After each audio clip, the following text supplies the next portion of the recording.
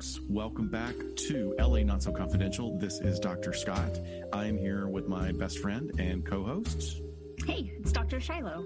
Welcome to episode 52. It blows my mind. Episode 52.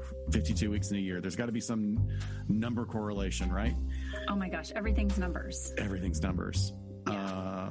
Anyway, so hi, it's a Thursday. It is a Thursday. Thursday. A long work day for some of us. This has been my RDO, and I have not been working, but I've been doing work at home for all day. So first of all, what I want to focus on before we go any further is, we are the biggest fans of our own fans. We can't believe that we have people that listen to us. We thought we'd maybe have 40 people when we started this thing a few years ago, and our listenership continues to grow, and we have such great people. And now we're welcoming new listeners into the audience, which are those that found us after we were guests on Sarah Turney's show, Voices for Justice. We had been listening to it, preparing, and we've been in this conversation with Sarah for such a long time. We had no idea that we would get so many listeners from that, and the feedback has just been incredible. So thank you. Thank you for listening, and thank you for your ratings, and thank you for your critiques. We've got thick skins. Yeah. Welcome. We just really have been able to see how people are sort of starting from the beginning of LA Not So Confidential. And it's kind of fun because it reminds me of older episodes from our first season. And there's such a nostalgia for those episodes, even though I do want to cringe and be like, oh my God, can you work backwards because we get better? But everyone thinks that, I know.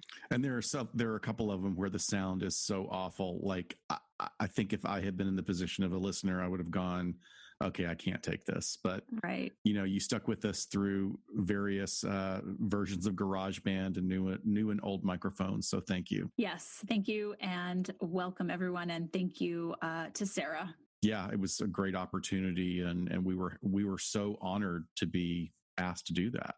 Yeah, absolutely. So today we are going to be tackling basically some Psych 101 stuff here. We are really getting to basics of human behavior and looking at why people do the things they do, especially when it comes to negative or mean or violent behavior to other people. So we're really talking about things like authority and obedience and how influential we are on each other when it comes to our behavior. Absolutely. So I think this is going to be sort of like I said, this Psych 101, the basics, but also we're going to tie it in because it is pretty relevant to issues going on today.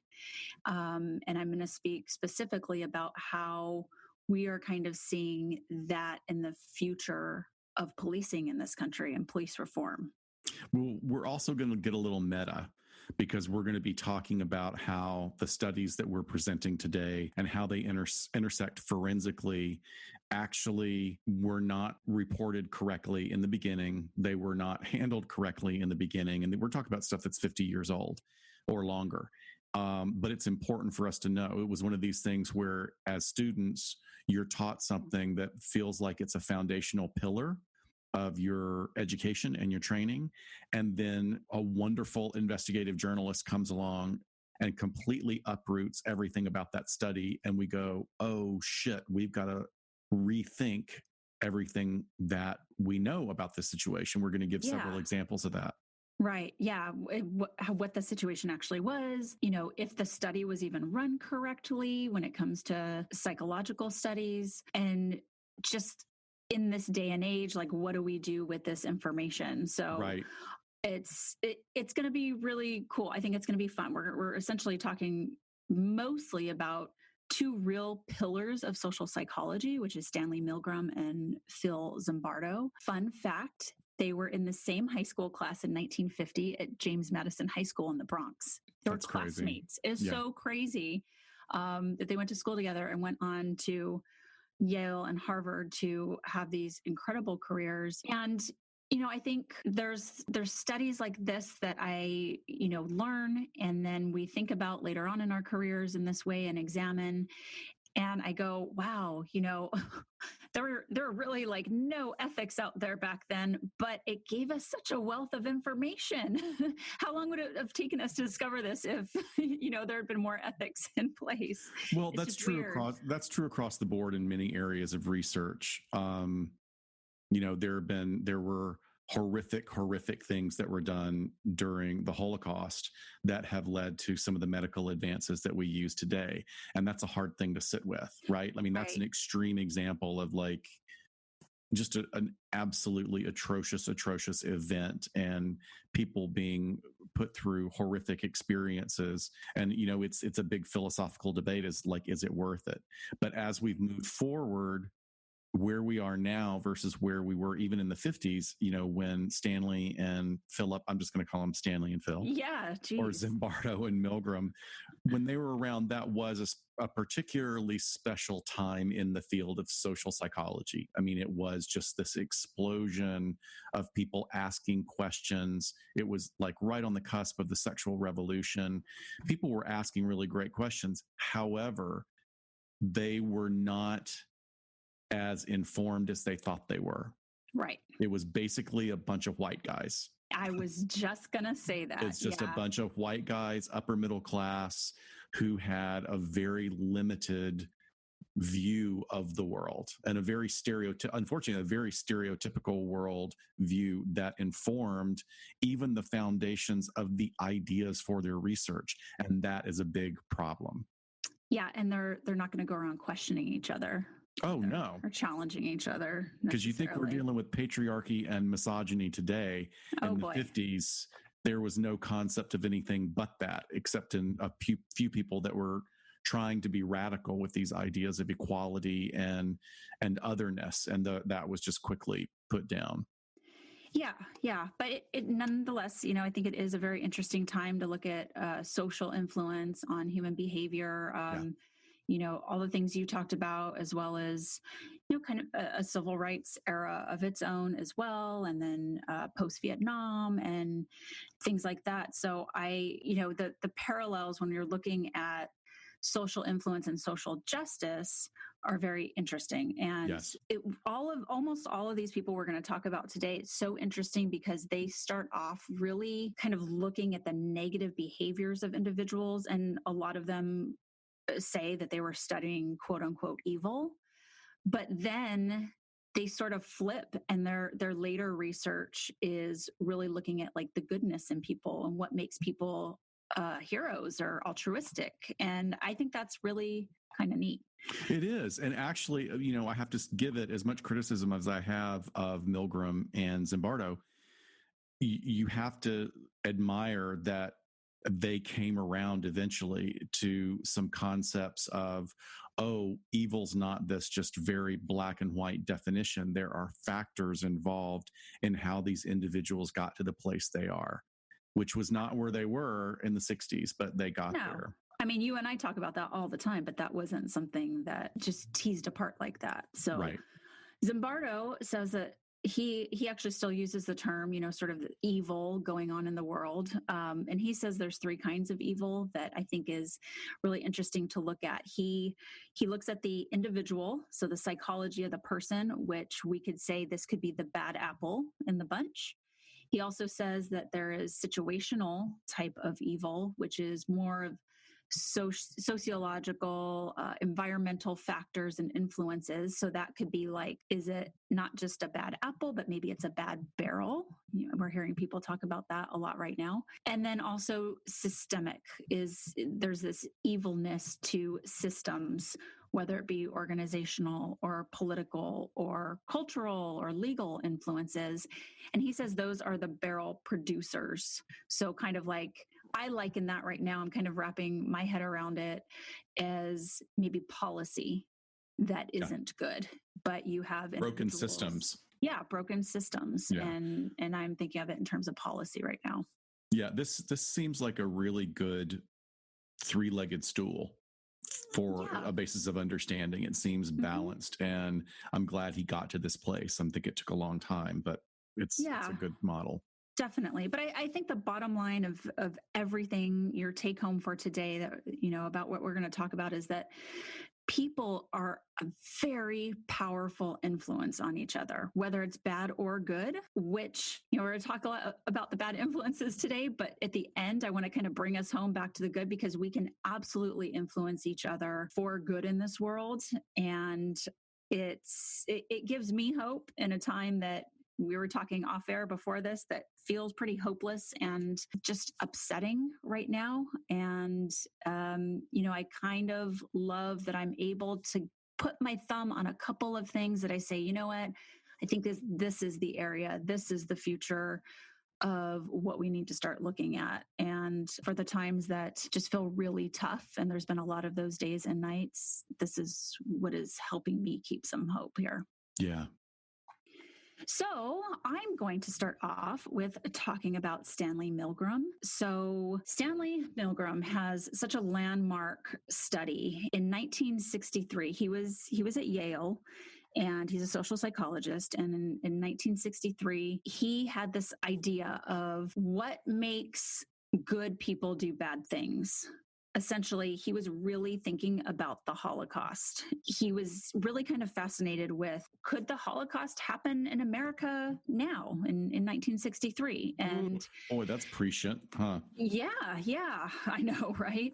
And he was just really fascinated with the sort of the worker bees of the Nazi organization, and like, how could they do such horrific things at essentially the orders of what he was hypothesizing as like an evil few. People kind of thought like, of course that, that's not going to happen. We're so woke now in 1963. And so he put together this study, and there's essentially three people in the study. There is an authority figure, and it's typically just a person in a white lab coat. And then there is the person that they call the learner. And this person is sitting in a room where you can't see them, but the third person, the participant that comes in, that is the unknowing participant in this study, is told, we're conducting a test on memory here, and there is a learner in the other room, and you're not going to be able to see them, but every time they get a question wrong on this memory test, you need to press one of these levers on this box. And it's now referred to as Milgram's shock box. And the shock box starts at 15 volts, and it goes up in 15 volt increments all the way up to 450 volts. So,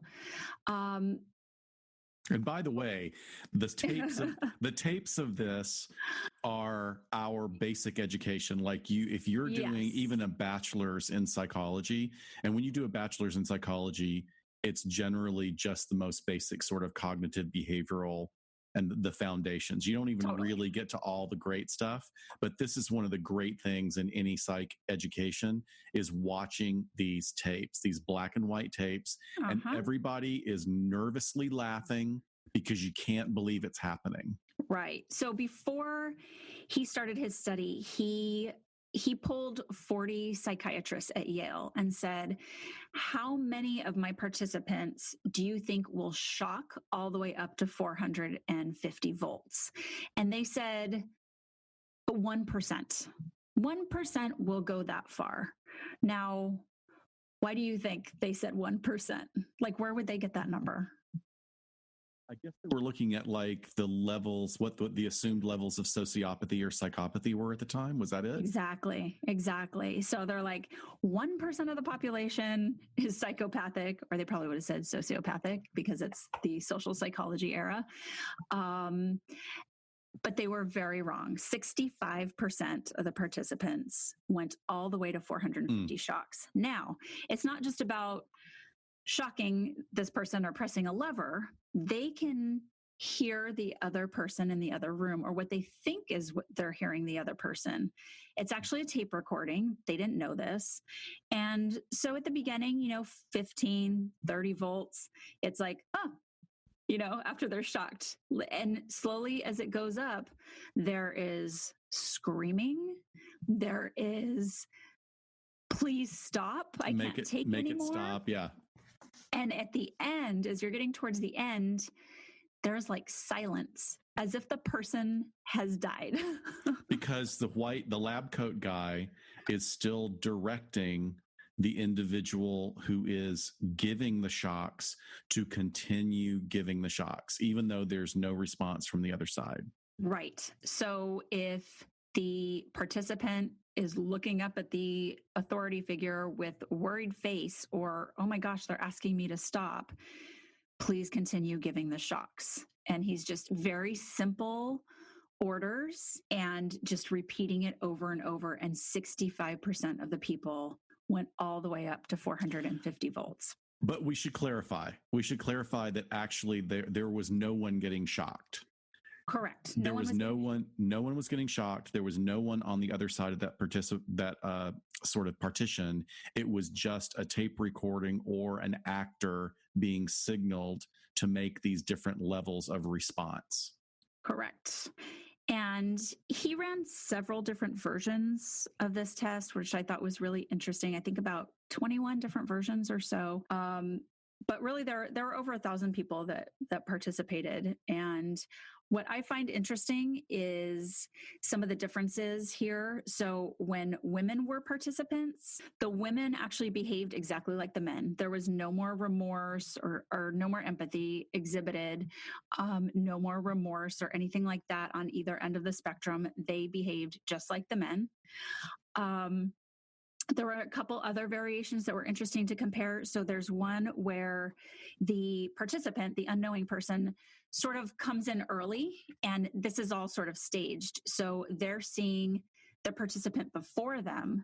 That participant, stay with me here, talk about getting meta, right? That participant is actually Confederate too. They're in on it. So this was a variation of the study.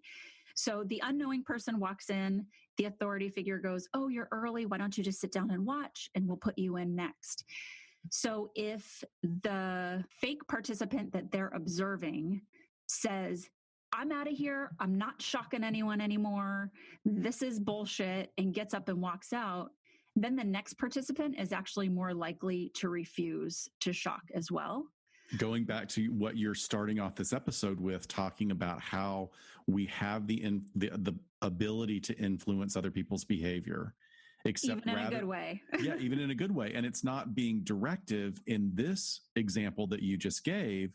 It's about someone, like it's almost a shock of reality and a reorientation to morality and compassion and empathy. Just by observation. Yes. Just they're just watching it. So it's like they're giving tacit permission for you to not agree with this authority figure. Correct. And then conversely, if they had some setup where the participant would get there early and be watching, and if that person shocked all the way up, then that participant was more likely to shock all the way up as well. So it really is fascinating. I just love to think of, we talk about this all the time, the effort and the energy that can be used for good that can also be used for bad so easily. But this is just particularly fascinating because it's the influence we have on each other when we don't even know. But if we're taking a moment to actually be mindful about it, we might be in a better place altogether. But it's really interesting because I know you're going to talk about Philip Zimbardo, but when he talks about Milgram's studies, he says, it's really interesting. He sees the shock box and the low levels of shock as even that first shock is really important. He said 0 people refused at the beginning to even do it. Everyone at least shocked once. And he said, that you're staring at this box with 30 levers on it. You know how far it's going to go up. And nobody was like, nope, can't do it. I'm out of here. Everybody at least began the experiment. Was there money involved? I don't know. So usually studies run at universities are for extra credit or for money. So it could be for extra credit in your class, or usually there's some sort of incentive to most. I don't know if there was in this one or back then. Because that's interesting. I mean, we'll talk about this a little bit later because you and I both did you for your dissertation, did you use a human participant study? No, I already had a database. You had a database. Okay. So I did human participant study that was just giving them online tests, like really highly regarded psychological batteries that they could do very quickly. And I remember having this discussion with one of my advisors because I was gonna put up like several $100s as like incentive, like, you know, a $250 pot, and all these participants, you know, 3 names would be drawn out of that and would either split the money or get it. My advisor said, well, no, we have to really think about this because that's actually too much. Over incentivizing is not going to really give you the best outcomes for the thing you're actually trying to study. And then he spelled it out for me why. It was fascinating to me because I would have never considered that. Yeah, almost every study I've ever asked to be a part of has some sort of incentive, like post school. I mean, extra credit was enough for me to sign up for a lot in undergrad. Right. But I think it's about the amount. I do like, too. You know, like generally, because I get them all the time. I mean, it's pretty common through apps. It's like we'll put you in a drawing for a $30 gift card. You're not going to get the gift card. You're going to be put into a drawing. So it seems like they found just the sweet spot that in this, you know, the last 10 years seems to be somewhere between $20 and $30. A possibility of it. Right. So it's not really making or breaking whether or not you do the test. It's a little bit of an incentive, but I don't know. That's interesting. I wish there must be studies on there out there of how much of an incentive actually gets people to do studies. But anyway, Milgram's study has been replicated all over the world, but it was really one of those first landmark studies that was viewed as immoral and unethical because of the high levels of distress that these participants were in, being, I don't want to say forced, as they were told, please continue shocking. Clearly, they did not want to, and they were still doing it. Yeah, they were still obeying. Going back to those tapes, I'm not sure if they're available on YouTube. Somebody's probably uploaded them to YouTube if you want to just search for the Milgram experiment. But there's a guy with glasses that is sort of hunched over the panel where the levers are, and you can tell he's really starting to freak out, and you can see in his eyes the stress between doing this against this person, you know, potentially harming someone on the other side of the partition versus following directives. You know, he's really in a bad place. And, you know, that has an enormous potential to cause psychological harm and traumatize someone. Oh, sure. You're literally by definition is a traumatic incident. I mean, you are led to believe that you're inflicting pain on someone and causing trauma to them, which then causes trauma to you. Exactly. And there's actually no trauma on the other side because there's nobody over there, but you can still be traumatized by being forced to engage in these behaviors. But I thought that was a really great basis for everything that was wrong about it and immorally the way it was done. It certainly is a really great example of how people will follow directives and fall in line to an authority figure. And that's how the Holocaust happened. Yeah, is just, exactly. Well, I mean, I would say the difference in that particular situation is that the citizens had been primed for many years prior to that, making people of color, Jewish people, gay people, the Roma, you know, so many aspects of society, they were portrayed as the other because they were not part of the master race. So right, the citizens that became guards in the concentration camps were already primed to this ideology that only then made them more pliable to authority figures.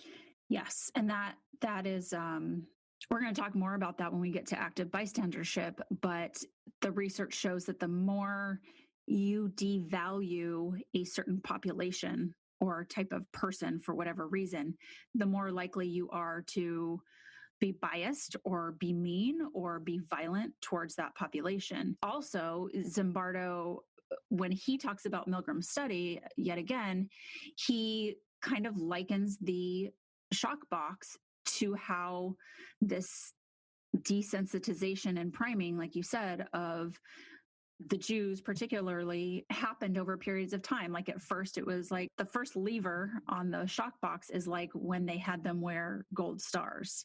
And then the next lever was like, okay, now you can't own a business. And then the next one, just slowly taking things away. And then it ends with, death once you're all the way up. All along the while using keywords that dehumanize that population. The big one then was calling, what the catchphrase was, mongrel, or whatever the German or Yiddish version of that word was. But to portray individuals of this culture and race as being subhuman. And, we have a version of that today. We call people thugs without thinking about it, about the weight that holds. You would think that, that was the 40s. Look how far we've come. And I guess we haven't, because we're still doing it. So should I start with Zimbardo? Yeah. All right. Let's move on to him. So Philip Zimbardo is certainly a character. He's 87 years old right now. And like we said, this is like one of the granddaddies of big social psychology experiments. He had his own version of an experiment that a lot of information and inspiration came from, but was really, really badly handled.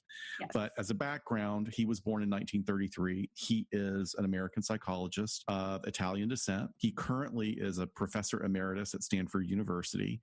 And he's most famous for what we're going to talk about today, which is his 1971 Stanford prison experiment. His education is quite expansive. He started out with a triple major BA in 1954 of psychology, sociology, and anthropology, which is a really fascinating combination. What an overachiever, first of all. Calm down, Zimbardo. Yeah, but did you ever go to any student functions? Right. But wow, what the trifecta. I loved anthropology. I thought it was so fascinating. I never took any anthropology classes. I know our friend, Dr. Alex, her BA was in anthropology as well. Very nice. So he went on to get a master's and his PhD in psychology from Yale.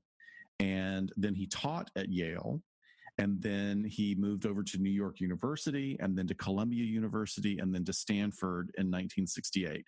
He's written multiple textbooks that are still really highly regarded to this day, and has really laid the groundwork for how we look at authority and control dynamics across society. And it is even more impressive given what I was talking about earlier, that he came from a time that was basically white male dominated, especially in the field of psychology. That's the vast majority was just white males in that milieu. So yeah, and my idea for this episode, I actually took a webinar training from him about a month ago. So he's still kicking it. Yeah. He's with Zoom and, doing PowerPoints via Zoom. And it was very entertaining and lots of media embedded in it. So for, what is he, 86? Would you say? I thought he was 87. He may be 86. 87. His presentations are way better than mine. Oh, geez. I guess we got to up our game. Philip, we got to catch up with Dr. Zimbardo. Okay. So in 1971, he was awarded a grant from the United States Navy to develop a study on authority and control, because, at least ostensibly, there's a little bit of conflicting information about this, because of the problems that the Navy was having in their prisons, in their Navy prisons.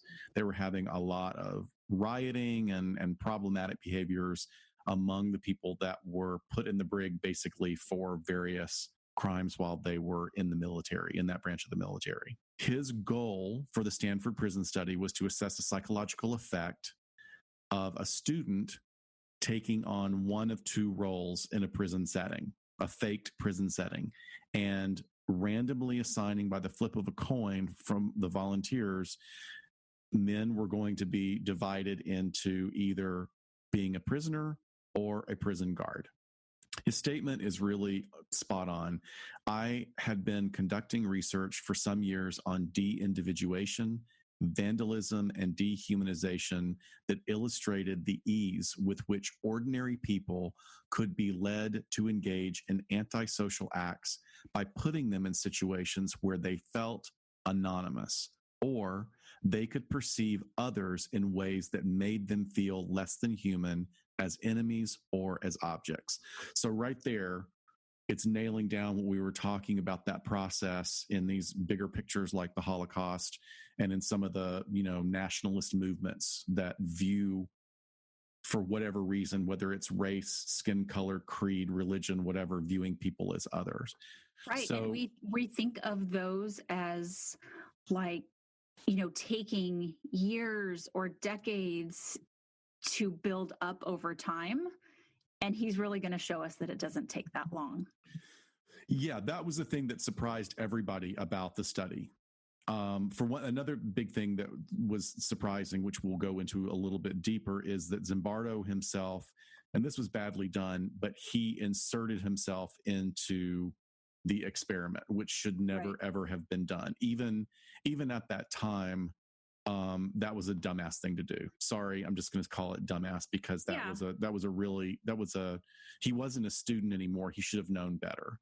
Well, yes. He started to blur some lines that shouldn't have been, just to run a clean study, to be honest. But exactly. And that's something we'll talk about too, is like how necessary it is to run a clean study.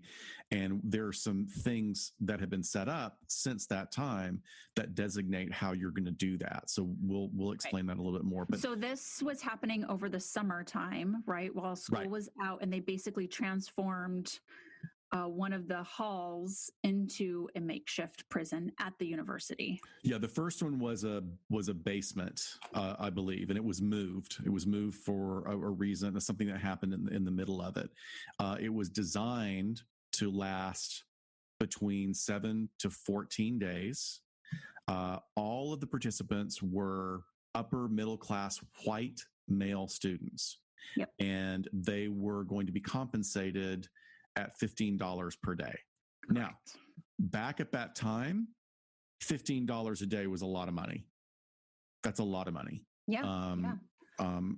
That's interesting as an economic reflection of how far we've changed. But I think it's hard. That's important to know, because going back to what my advisor was talking about, it incentivizing people to remain, did that high amount of money incentivize people to stay in the roles that maybe if they hadn't been incentivized, they would have not done it so much. So here's the thing that happened: is it all went to hell very quickly. There's wonderful documentaries about this. There's a great movie out there starring Billy Crudup about it that I highly recommend, from 2015, called The Stanford Prison Experiment. I wouldn't say that it's like the best movie, but it's really well done, and he's a great actor. And we should all be so lucky to have somebody as good looking as Billy Crudup play us in a life movie of ours. Well, and here's my little dish about that. It's so funny how just Zimbardo, if you don't know Zimbardo, like look him up, but his facial hair has not changed from 1971 to this day. And it's just such a iconic look of his. And then putting it on Billy Crudup, like, nails it. Like, he's so attractive. And then you're like, but it looks just like Philip Zimbardo as well. Yeah, I mean, it's interesting. I think that's another conversation for another episode, about how people become identified with a particular look, especially men, because men don't necessarily in our culture have a lot of options as far as what's considered to be appropriate for expressing yourself in fashion and grooming. Yeah, so you don't get a lot to work with. Yeah, so you get it's like Bob Ross, the painter, the ASMR painter, basically. Yes. He regretted, like, oh my God, this damn fro. Now I have to have it because it's my calling card, basically. Signature calling. It's your Ariana Grande ponytail. Exactly. Well, look at her, and she was brave. She got rid of it. Good for her. So back to the experiment. I know. So brave. Sorry. So brave, Ariana. So going back, the idea was to observe the behaviors between the guards and the prisoners, quote unquote. And at first, they weren't getting anything. So Zimbardo kind of goes, okay, well, you're able to make things uncomfortable for your prisoners. You can deny them you can deny them food. You can, he shied away from physical interactions. Right. But like, other than that, like making them comfortable, taking away cots or something. Taking away their mattresses, making them defecate and urinate in a bucket rather than being able to have access to restrooms. They used a closet as solitary confinement. So, I mean, there's a lot of details that we could go into, but basically it just fell apart very, very quickly.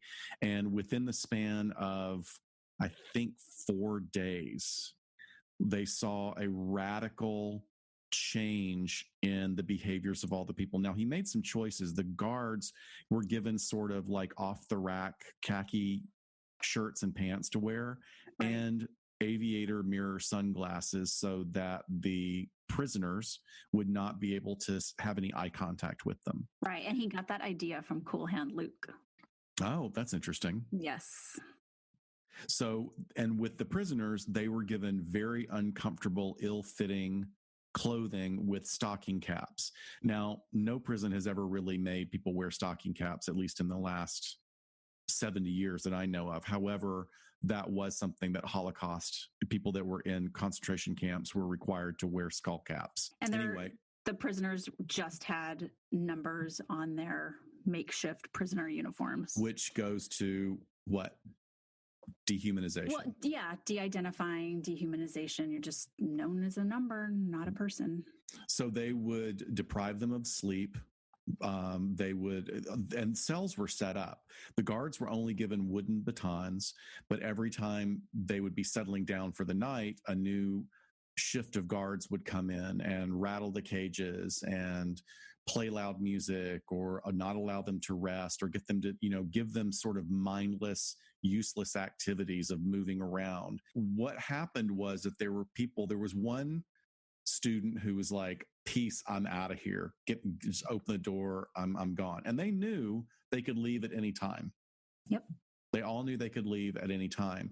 But what was surprising was that how many stayed. And one of the things that was found in the interview later, in interviewing the individuals who played the roles of prisoners, is that some of them didn't want to leave because they were so concerned about their compatriots.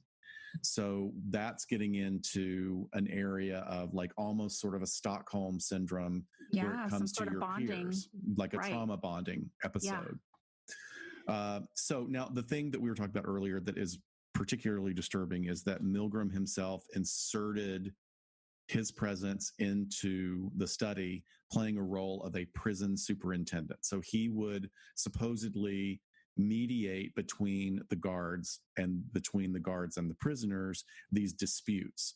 And he was very directive and authoritarian pretty much, because he instructed the guards to find ways to dominate the prisoners, not with physical violence, but with almost any other tactic they could come up with, verging on torture. Like I said before, they use sleep deprivation, solitary confinement, removal of their mattresses. Now, we got a problem right here already.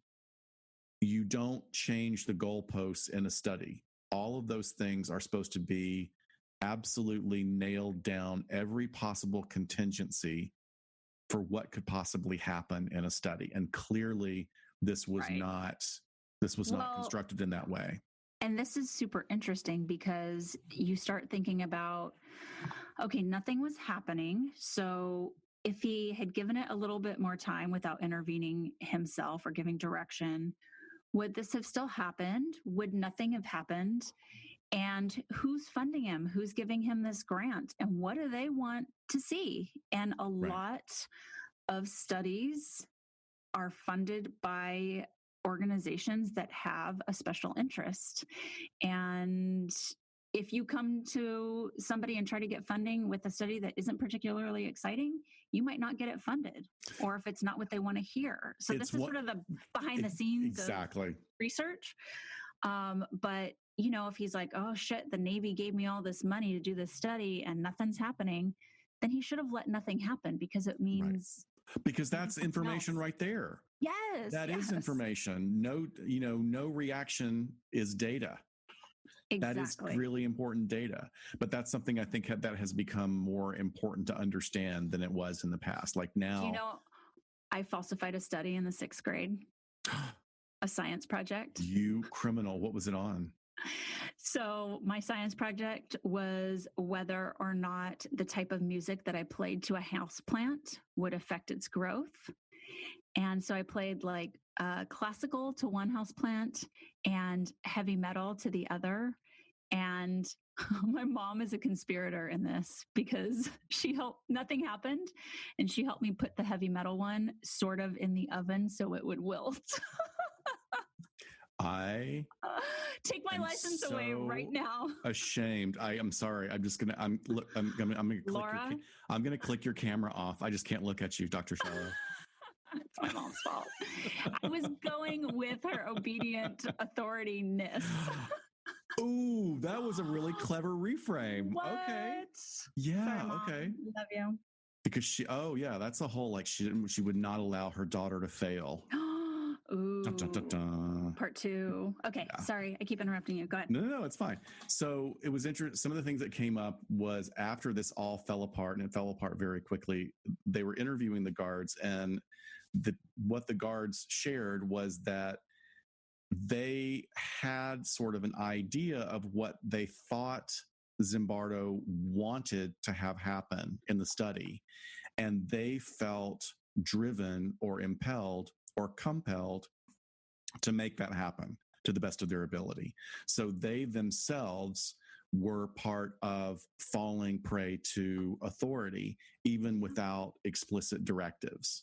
Right. You want to make influence. Right. You want to make the superintendent happy. And on a Freudian level, you want to make daddy happy, basically.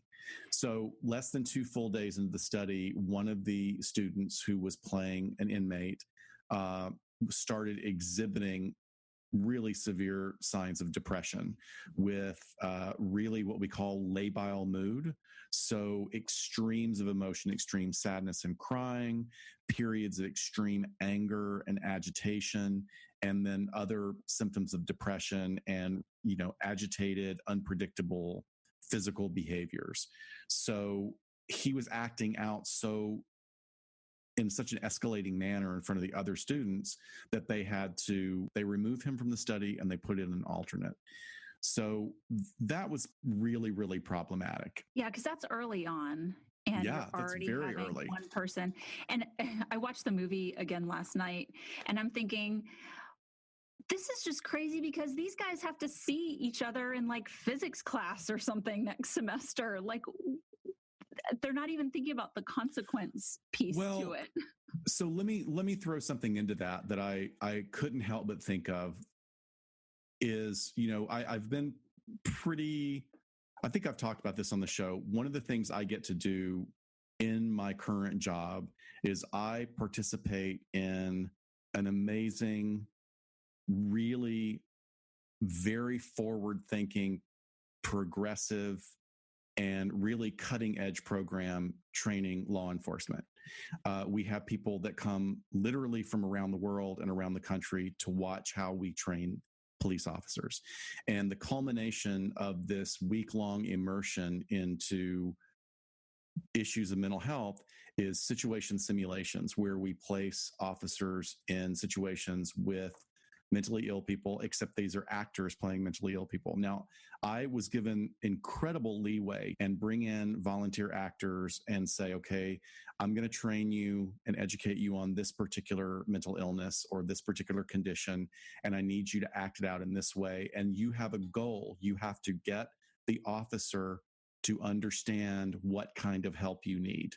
So I need you to stay in character as a suicidal individual. I need you to stay in character as a person suffering from severe psychosis.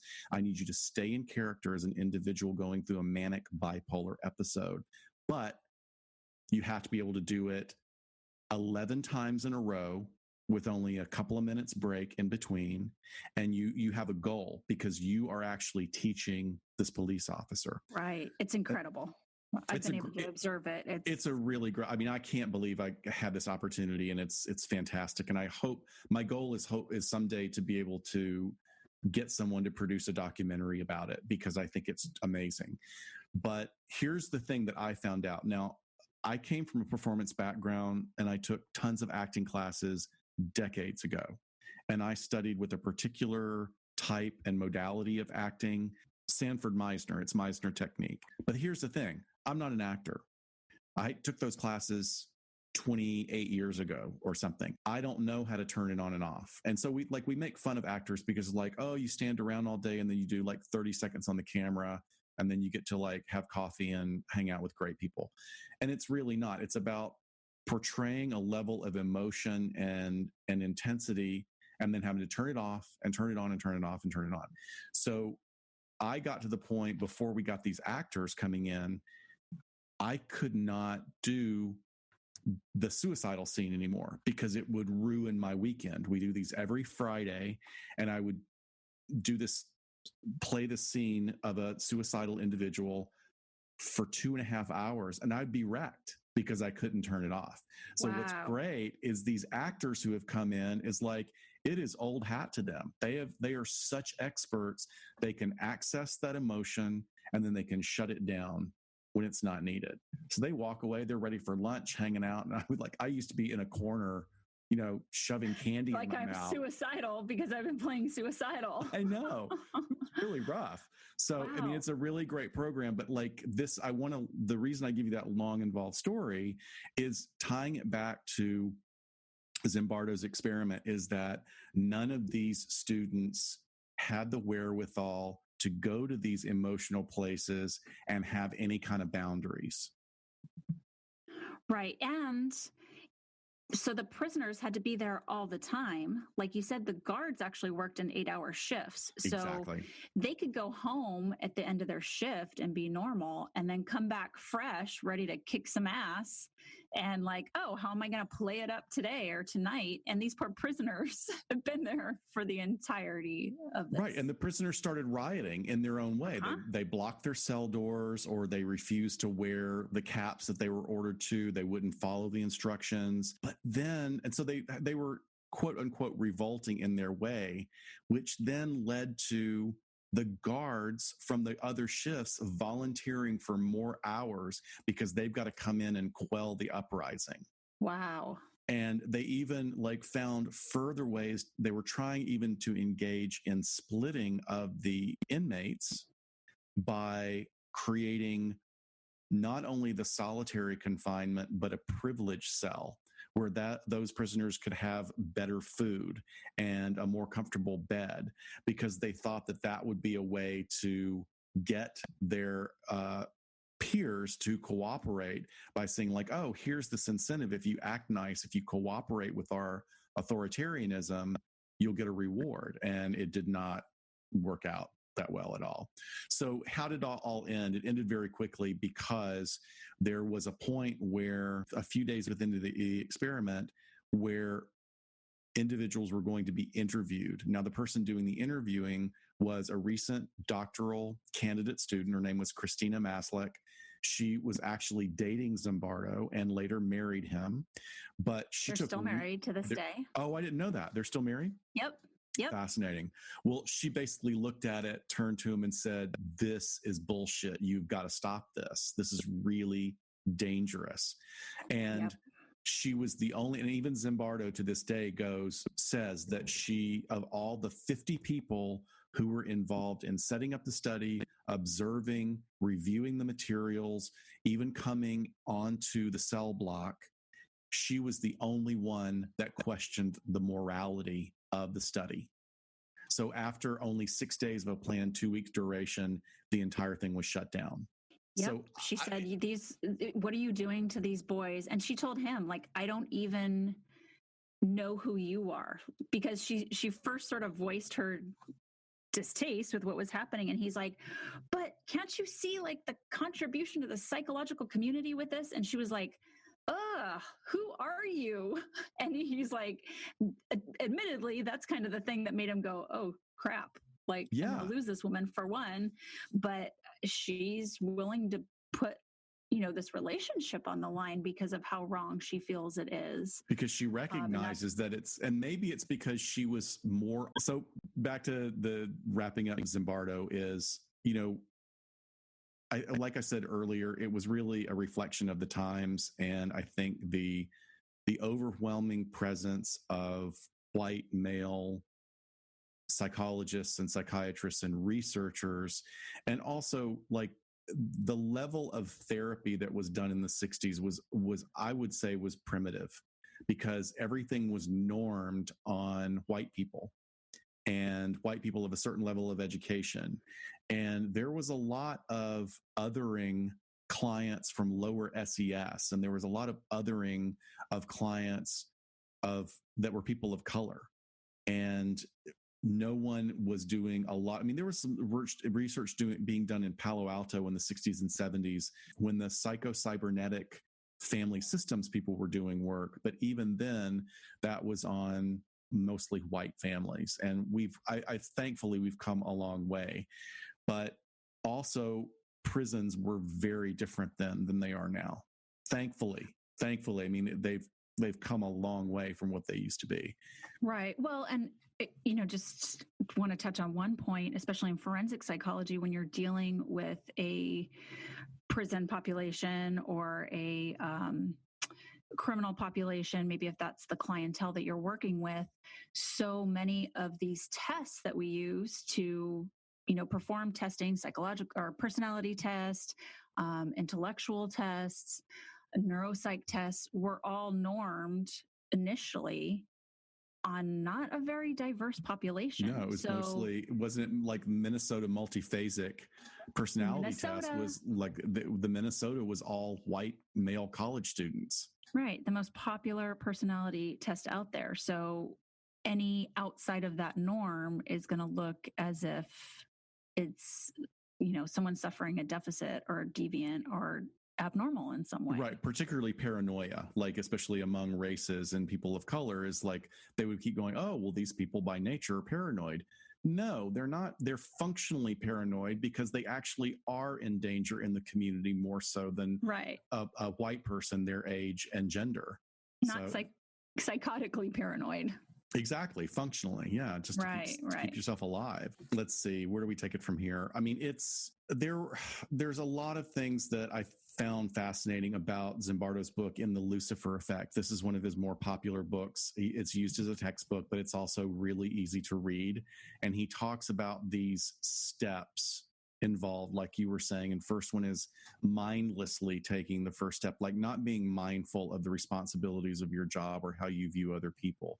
And then that moves into being influenced by others or allowing yourself to go to a place of dehumanizing other people, which then leads to de-individuation of self. So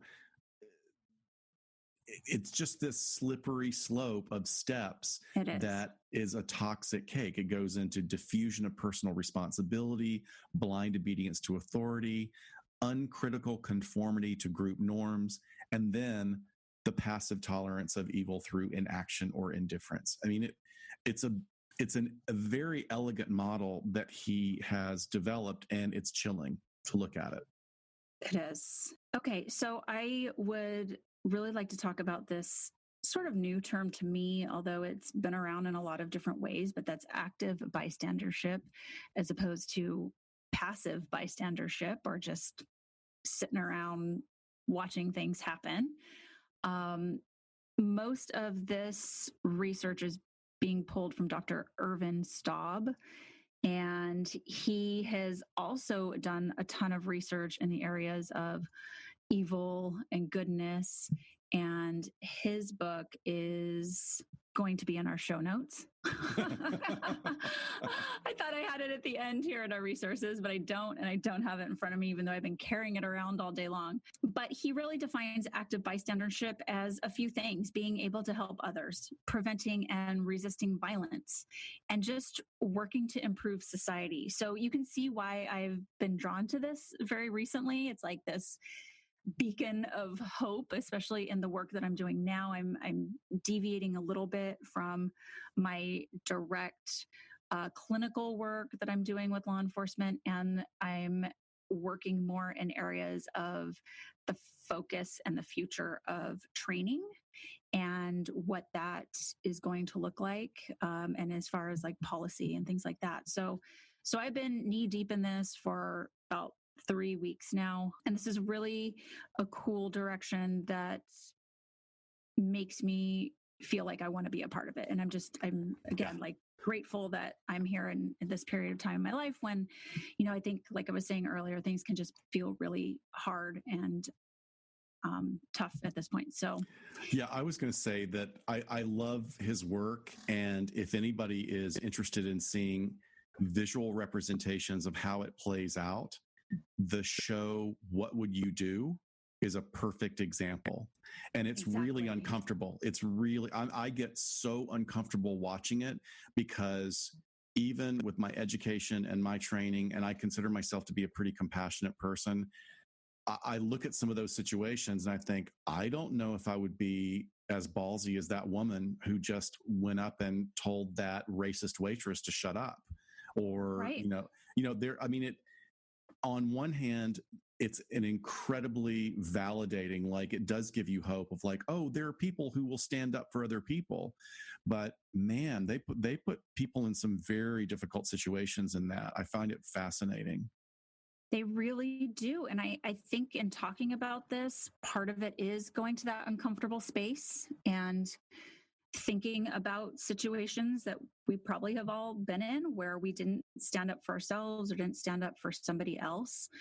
And the key here is standing up for someone else, or being able to check each other so that things don't get out of hand. And it'll sort of unfold as I go on here.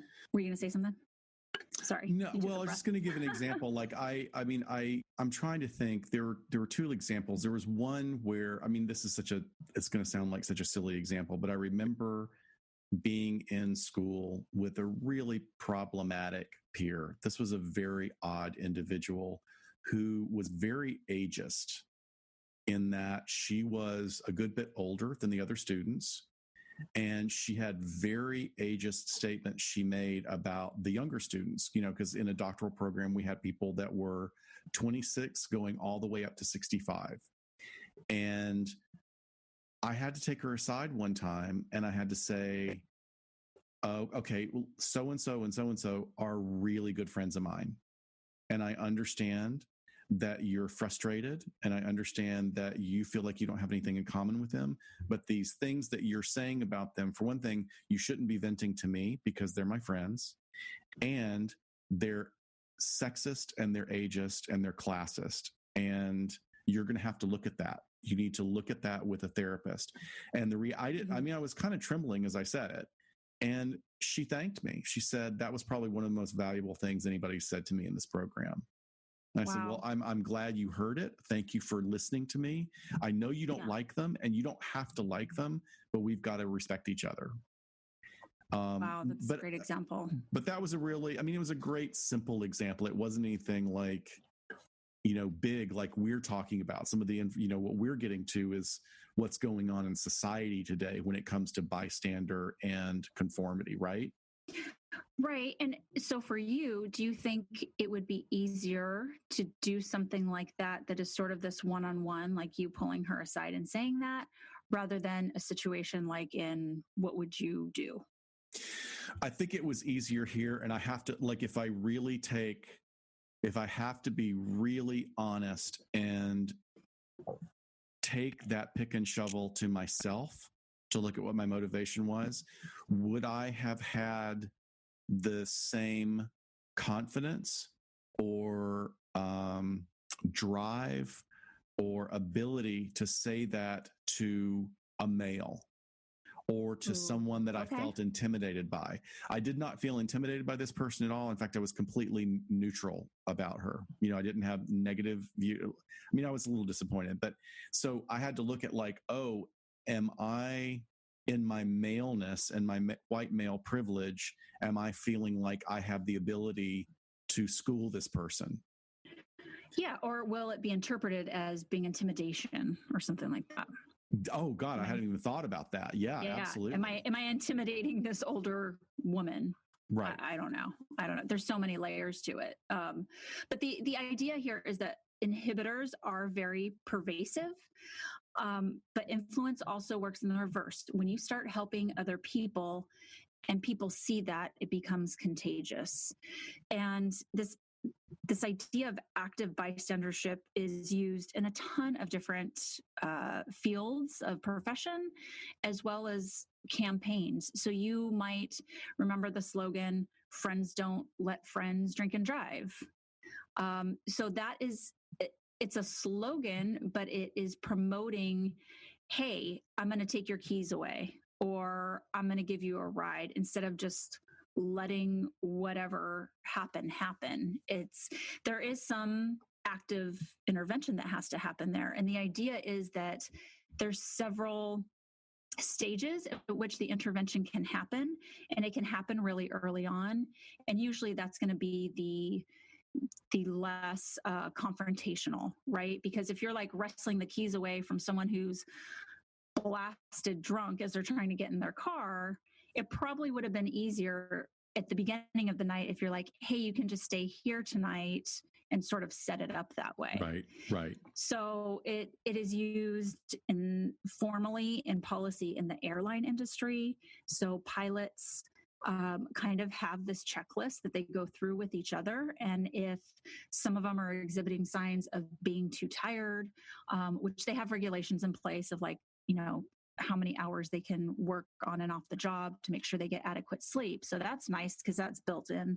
But another pilot can call them out, if you will, and say, hey, I'm noticing this, this, and this. Why don't I take over primary duties or whatever? They also have it in the medical field.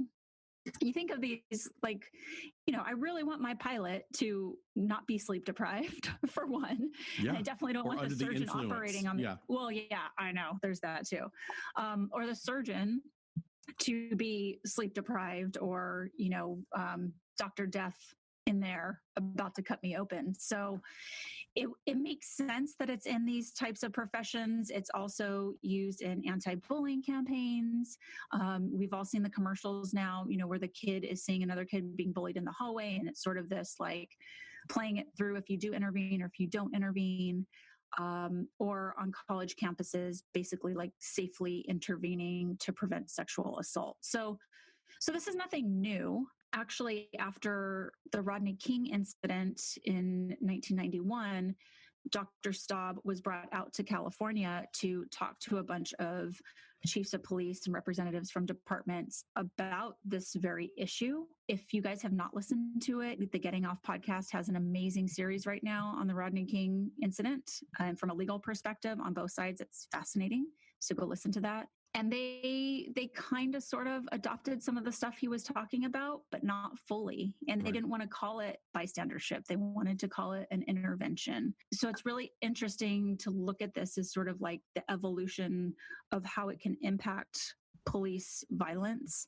But I don't want to say this in watering it down, but I like the way that this concept is sort of packaged as, let's take care of each other, whether it's the doctors, whether it's the pilots, whether it's police officers, and take care of each other because we care about each other and we want each other to be working at our best. We know sometimes we're not at our best, and we need to be called on that. And that could be because of high levels of stress or sleep deprivation. There's a big example. It comes out of New Orleans PD, I believe, about when they started their active bystandership program. And essentially, a suspect was arrested, and an officer conducted a pat down of that suspect, gave the suspect to another unit to basically transport to the jail while they were completing their investigation. Now, many departments have policy about, if you are going to put somebody in your car, you should pat them down personally. And you should whoever's going in your car, it's sort of your responsibility to pat them down, because someone has to, and that cannot slip through the cracks. And in this particular incident, so the officer in this case that was the arresting officer and did the initial pat down did not do a good job. But the officers who then took the suspect to transport him didn't want to challenge that or make it seem like they didn't trust him. So they didn't conduct a pat down of their own, even though they saw that he didn't do a thorough job. And that suspect had a firearm on him as he was being transported to the station, was able to slip through, his handcuffs, pull the gun out, and murdered one of the police officers as they were driving him to the station. So this is all to say, that's an example of just wanting to keep each other safe, that it doesn't matter. You should be able to go, you know what? I'm going to pat this guy down again. It's no disrespect to you. Please don't take it personally. But this is my job, and we all need these sort of checks and balances in place. And it really is nice that it's about not only the active bystander intervening, but the other person accepting that with some grace, of being able to say, hey, I'm not going to take it personally. And I've actually talked to several people over the last week that are like, oh, heck no. Like, I don't care if someone pats someone down that I just handed off to them. They should be, because it's their life. So there's this piece of, making sure that we're shifting mindset from it being a critique to being an aspect of teamwork, which is kind of nice. But yeah, it's also, how I use the example of being able to intervene early. It's knowing yourself too, and knowing your own triggers. So I could see this as officers saying, hey, partner, we are being dispatched to this child abuse call. I just want to let you know, nothing pisses me off more than a child abuser. So if I look like I'm getting a little hot, can you check me so I don't lose my cool? Or so, I don't impulsively go off on this person. And that's such a cool early intervention, because it's kind of giving permission. Like, hey, if you see me getting heated, take over. I'm totally giving you that, because I know my weaknesses. Yeah, I think that's all a huge about being human. Yeah, and that's going to be a huge cultural shift in law enforcement, and I think it's already happening. I mean, I certainly see that it's already happening, but certainly as we all can see with civil unrest and some of the incidents that have been happening, that there are some different agencies that work very differently and do not emphasize that, and that's going to have to change. It's a structural issue, right? I mean, the structure has to change. It is. I see a lot of hope for these bigger agencies that are already in very diverse areas, that are already actually very progressive, have made tons of changes over the years, because they do serve a population that is incredibly diverse. And most of their officers reflect that and are diverse in and of itself. But I see this being accepted there. It's, I don't know, middle America that is still kind of the slower to kind of catch up with some of these more progressive policing issues. But I think right now is a huge wake-up call that everybody should be listening. And they have to. Things have to change. What can we do better? Yeah. Everybody's got to be better. Yeah, there's no excuse anymore of oh, we're just podunk, whatever. We don't, we'll catch on in 20 years, because it's already hundreds of years too late. So I want to wrap up bystander effect here, active bystandership, just to talk about a really important leg of the stool, if you will, and that's the mental wellness of law enforcement officers, because we know that officers who are suffering with trauma and wellness deficits are more likely to get into a use of force incident. So there's also a layer of this that obviously really speaks to me, with making sure they are mentally well and implementing self-care and have the psychological support that they need, because when they're functioning at that level, then they have better decision-making skills. They are not acting impulsively, and they're just able to serve their community better if we are, one, lowering their risk to trauma, but also taking care of them when they are traumatized. So I like that is really a piece of it too, because that probably for me is going to be the longer, long-term thing that I can help work on this. Yeah, that's something that gets kind of lost in the conversation, because it's a reflection, to tie back some of the ongoing themes of what we talk about in this podcast is the idea for secondary change rather than primary change. Is you have to change the structure, you have to change the broken structure, and we have to find a way where we can change the way that people operate and check each other and support themselves so that they're not in these positions where they allow really horrific things to happen. Right. It's incumbent, but it can't be incumbent just on the individuals. It's the structure and it's our culture that has to change. And we all have to be willing to talk about it. Some people are more, some agencies, some entities are more willing to talk about it than others. But I really do feel that we can move forward. And we also have to be willing to find a way to move forward and move through it. Absolutely. And I think, this is probably a good time to just say that for you and for me and to us and in our homes, Black lives absolutely matter.